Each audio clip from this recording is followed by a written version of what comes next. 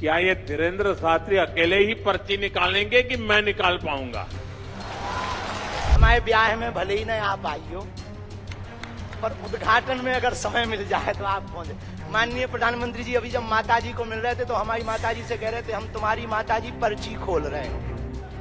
तो माता जी से बोले अब तुम्हारे मन में ये चल रहा है कि ब्याह हो जाए। उस वक्त तो हम नहीं कह पाए, तो हम कहेंगे हमारी बारात में आप भले ना। उन्होंने कहा है कि इसके उद्घाटन के लिए मैं आऊं, दूसरा कहा है कि उनकी बारात में मैं आऊं। मैं आज सार्वजनिक रूप से वादा करता हूं, दोनों काम कर दूंगा। मेरी दीदी मां यहां बैठी है, अनाथ बालिकाओं के लिए जिस प्रकार से समर्पण भाव से वो सेवा करती है, अपना जीवन बेटियों के लिए उन्होंने समर्पित कर दिया।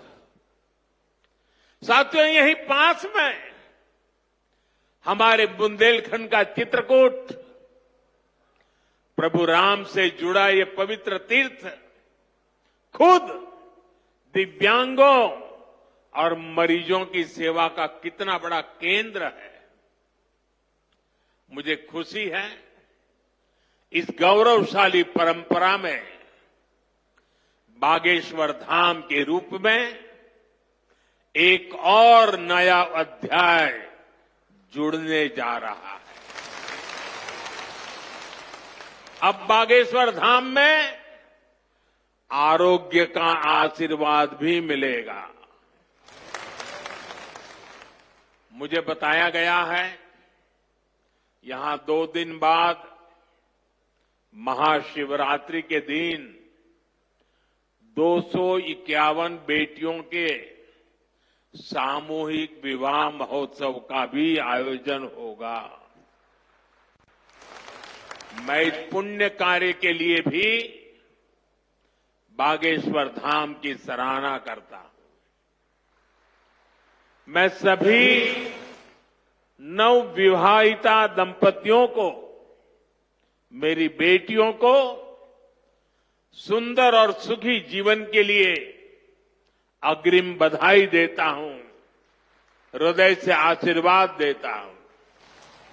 साथियों, हमारे शास्त्रों में कहा गया है शरीर माध्यम खलु धर्म साधनम, अर्थात हमारा शरीर, हमारा स्वास्थ्य ही हमारे धर्म, हमारे सुख और हमारी सफलता का सबसे बड़ा साधन है। इसलिए जब देश ने मुझे सेवा का अवसर दिया तो मैंने सबका साथ सबका विकास के मंत्र को सरकार का संकल्प बनाया और सबका साथ सबका विकास के इस संकल्प का भी एक बड़ा आधार है सबका इलाज, सबको आरोग्य। इस विजन को पूरा करने के लिए हम अलग अलग स्तर पर फोकस कर रहे हैं। हमारा फोकस है बीमारी से बचाव पर।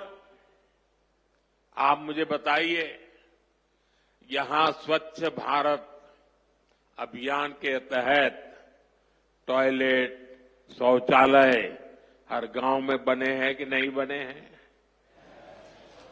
इससे आपकी मदद हुई कि नहीं हुई? आपको पता है शौचालय बनने से एक और फायदा हुआ है। शौचालय बने हैं तो गंदगी से होने वाली बीमारियां भी कम हुई है। एक स्टडी कहती है जिन घरों में शौचालय बने हैं वहां हजारों रुपये बीमारी पर खर्च होने से बचे हैं। साथियों, 2014 में हमारी सरकार आने से पहले हालात ये थी कि देश में गरीब जितना बीमारी से नहीं डरता था, उससे ज्यादा डर उसे इलाज के खर्च से लगता था। अगर परिवार में कोई एक व्यक्ति भी गंभीर बीमारी का शिकार हो जाए तो पूरा परिवार संकट में आ जाता था। मैं भी आप सबकी तरह गरीब परिवार से निकला हूं। मैंने भी इन तकलीफों को देखा है और इसलिए मैंने संकल्प किया है, मैं इलाज का खर्च कम करूंगा और आपकी जेब में ज्यादा से ज्यादा पैसे बचाऊंगा। मैं आपको बार बार हमारी सरकार की कुछ योजना, कल्याणकारी योजनाओं की जानकारी देता रहता हूं ताकि एक भी जरूरतमंद योजनाओं से छूटे नहीं। इसलिए मैं कई जरूरी बातें आज फिर यहां दोहरा रहा हूं और मैं आशा करता हूं आप इसे याद भी रखेंगे और अपने परिचितों को जरा बताएंगे भी। बताएंगे ना? पक्का बताएंगे? ये भी सेवा का ही काम है। इलाज के खर्च का बोझ कम होना चाहिए कि नहीं होना चाहिए? इसलिए मैंने हर गरीब के मुफ्त इलाज की व्यवस्था कर दी है।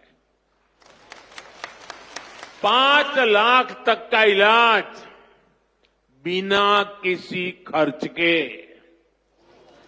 किसी बेटे को अपने मां बाप के इलाज के लिए 5 लाख रुपए तक खर्च नहीं करना पड़ेगा। ये दिल्ली में आपका जो बेटा बैठा है ना, वो काम वो करेगा। लेकिन इसके लिए आपको आयुष्मान कार्ड बनवाना है। मुझे आशा है कि यहां बहुत सारे लोग होंगे जिनका आयुष्मान कार्ड जरूर बना होगा। जिनका नहीं बना है वो भी जल्दी से बनवा ले। और मैं मुख्यमंत्री जी को भी कहूंगा कि इस काम को, इस क्षेत्र में अगर कोई छूट गए हो तो तेजी से इसको आगे बढ़ाया जाए। साथियों, एक और बात आज आपको याद रखनी है। अब गरीब, अमीर, मध्यम वर्ग, कोई भी परिवार हो, परिवार में 70 साल से अधिक उम्र के सभी बुजुर्गों के लिए भी मुफ्त इलाज के लिए आयुष्मान कार्ड बन रहे हैं। ये कार्ड भी ऑनलाइन ही बन जाएंगे।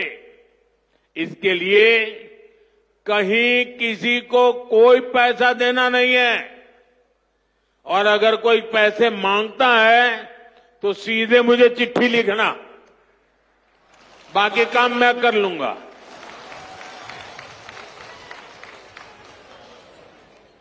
अगर कोई पैसा मांगता है तो क्या करेंगे आप?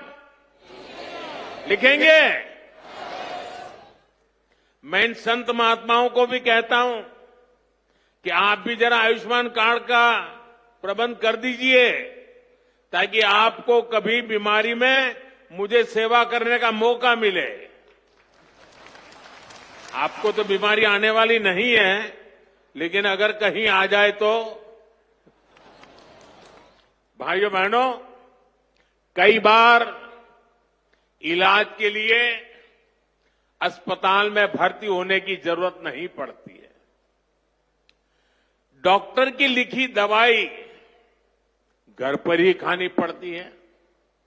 ऐसे में मेडिकल स्टोर से सस्ती दवाई मिले, मैंने इसका भी इंतजाम किया है। इस खर्च को कम करने के लिए देश में 14,000 से ज्यादा जन औषधि केंद्र खोले गए हैं। और ये जन औषधि केंद्र ऐसे हैं कि जो दवाई बाजार में 100 रुपये में मिलती है, जन औषधि केंद्र में वही दवाई सिर्फ 15, 20, 25 रुपये में मिल जाती है। अब आपका पैसा बचेगा कि नहीं बचेगा? तो आपको जन औषधि केंद्र से दवाई लेनी चाहिए कि नहीं लेनी चाहिए? साथियों, बुंदेलखंड की इस महान धरती को विकास की नई ऊंचाई पर पहुंचाने के लिए डबल इंजन की सरकार दिन रात मेहनत कर रही है। मैं बागेश्वर धाम में कामना करता हूं, बुंदेलखंड समृद्धि और विकास की राह पर इसी तरह आगे बढ़ता रहे। और आज मैं हनुमान दादा के चरणों में आया तो मुझे लगा कि ये धीरेन्द्र शास्त्री अकेले ही पर्ची निकालेंगे कि मैं निकाल पाऊंगा। तो मैंने देखा कि आज हनुमान दादा की मुझ पे कृपा होती है कि नहीं होती है। तो हनुमान दादा जी ने मुझे आशीर्वाद दिया और मैंने आज पहली पर्ची निकाली, उनकी माताजी की पर्ची निकाली, और जिसकी बात शास्त्री जी ने बता दी आपको। खैर साथियों, ये बहुत बड़ा अवसर है, बहुत बड़ा काम है। संकल्प बड़ा हो, संतों के आशीर्वाद हो, प्रभु की कृपा हो, तो समय सीमा में सब पूर्ण होता है। और आपने कहा है कि इसके उद्घाटन के लिए मैं आऊं, दूसरा कहा है कि उनकी बारात में मैं आऊं। मैं आज सार्वजनिक रूप से वादा करता हूं, दोनों काम कर दूंगा।